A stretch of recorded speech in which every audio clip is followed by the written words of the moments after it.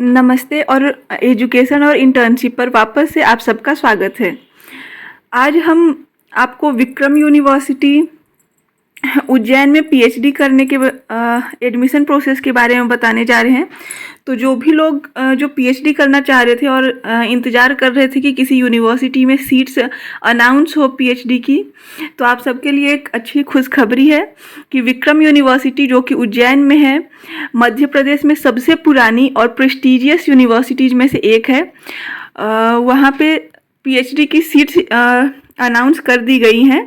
तो आप सब अपने जिस भी सब्जेक्ट से आपको पीएचडी करनी है उसकी सीट्स को देखते हुए, उसकी एलिजिबिलिटीज़ को देखते हुए आप सब अप्लाई कर सकते हैं। यूनिवर्सिटी रिसर्च में एक्सीलेंट रेप्यूटेशन रखती है और ये पीएचडी प्रोग्राम्स की वाइड रेंज ऑफर करती है। तो आइए देखते हैं कि इसके जो ऑफिशियल नोटिफिकेशन जारी की गई है यूनिवर्सिटी की तरफ से, उसमें क्या क्या इन्फॉर्मेशन दी गई है।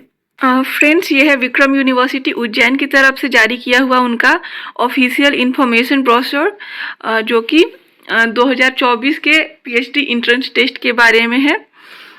तो इसमें आप देख सकते हैं कि सबसे पहले पेज पे ही commencement of online application form की डेट दी गई है, जो कि 1 जून 2024 है, और last date of online application 18 जून 2024 है। यानी कि आपके पास 18 दिन का टाइम है ये फॉर्म भरने के लिए।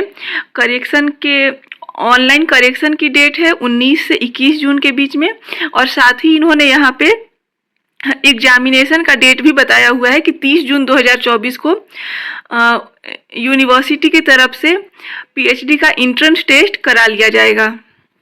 तो ये आप लोगों के पास एक काफ़ी अच्छा मौका है कि इसी महीने फॉर्म भर करके और इसी महीने के अंत तक आप एग्ज़ाम भी दे लेंगे।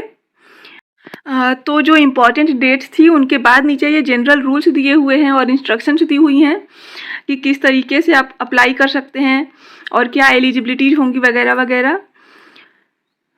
तो नीचे सीट्स दी गई हैं कि किस सब्जेक्ट में कितनी वेकेंट सीट्स हैं आपके एप्लीकेशन के लिए, आपके सब्जेक्ट में कितनी सीट्स अवेलेबल हैं पीएचडी की।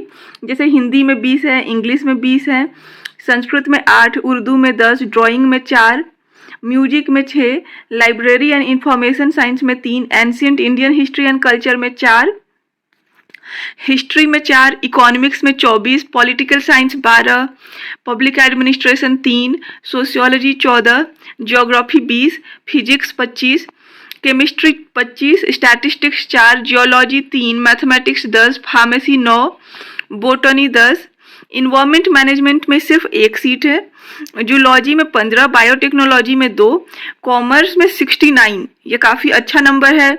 अगर हम देखें बाकी दूसरे यूनिवर्सिटीज़ के कंपैरिजन में, तो कॉमर्स में काफ़ी अच्छी खासी सीट्स यहाँ पे जारी की गई हैं इस यूनिवर्सिटी के द्वारा। कंप्यूटर साइंस में 15, एजुकेशन में 34, लॉ में 32, बिजनेस मैनेजमेंट में 12 और होम साइंस में टोटल 8 सीट्स खाली हैं पीएचडी के लिए। तो आप अगर आप पीएचडी के लिए एलिजिबल हैं तो आप ये फॉर्म भर सकते हैं, और मैं बोलूँगी कि ज़रूर से ज़रूर भरें, क्योंकि ये काफ़ी अच्छा मौका है अगर आप एलिजिबल हैं पीएचडी के लिए। तो नीचे यहाँ पे एक वेबसाइट का लिंक दिया हुआ है।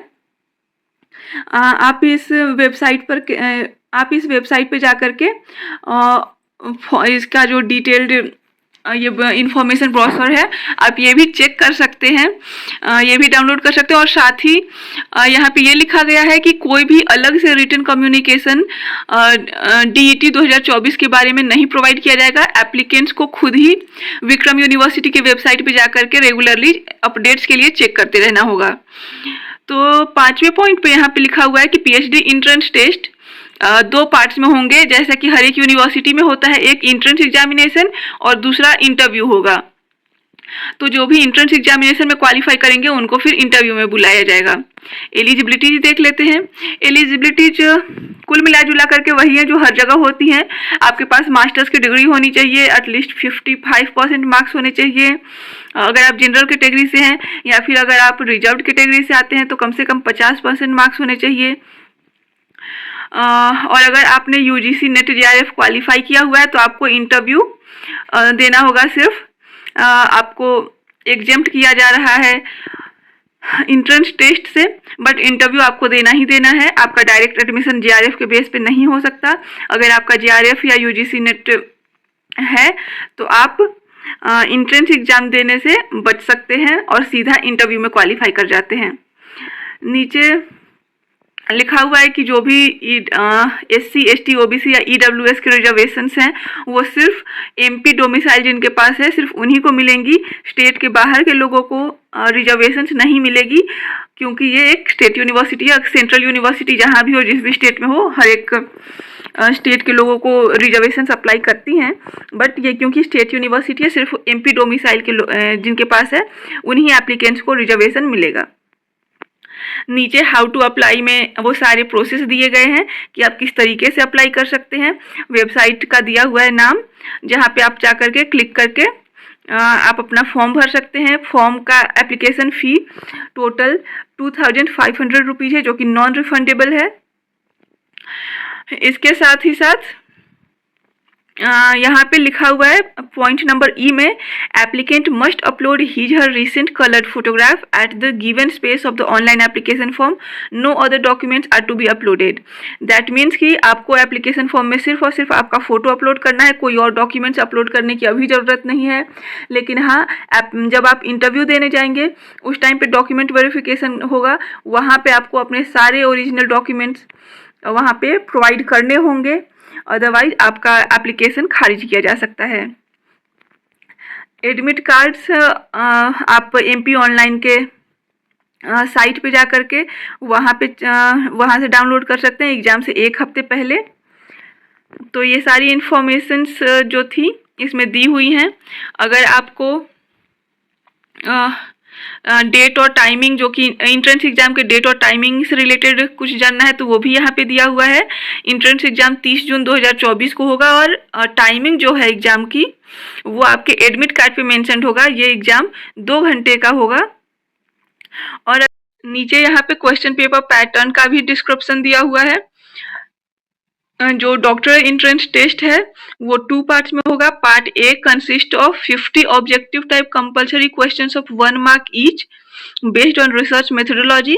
Part A may be common within the same faculty, and Part B shall also consist of 50 objective type compulsory questions of mark 1 each based on the subject of the research. तो part 1 वही common paper जैसा कि UGC net भी करता है, उसी तरीके का पार्ट 1 पेपर वैसा ही होगा। 50 ऑब्जेक्टिव टाइप क्वेश्चंस होंगे, हर एक क्वेश्चन का 1 मार्क होगा, कोई निगेटिव मार्किंग नहीं है।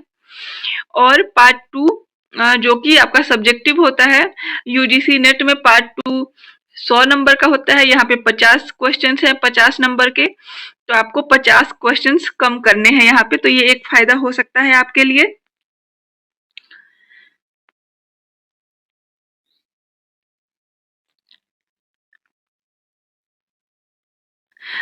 इंटरव्यू के लिए जो लिस्ट बनाई जाएगी क्वालिफाइड स्टूडेंट्स की, उसमें जो लोग एंट्रेंस एग्जाम देकर के क्वालिफाई करेंगे वो, और जो लोग एग्जेम्प्टेड लिस्ट में हैं जिनका जेआरएफ क्लियर है, वो सारे स्टूडेंट्स का मिला करके इंटरव्यू के लिए लिस्ट बनेगी।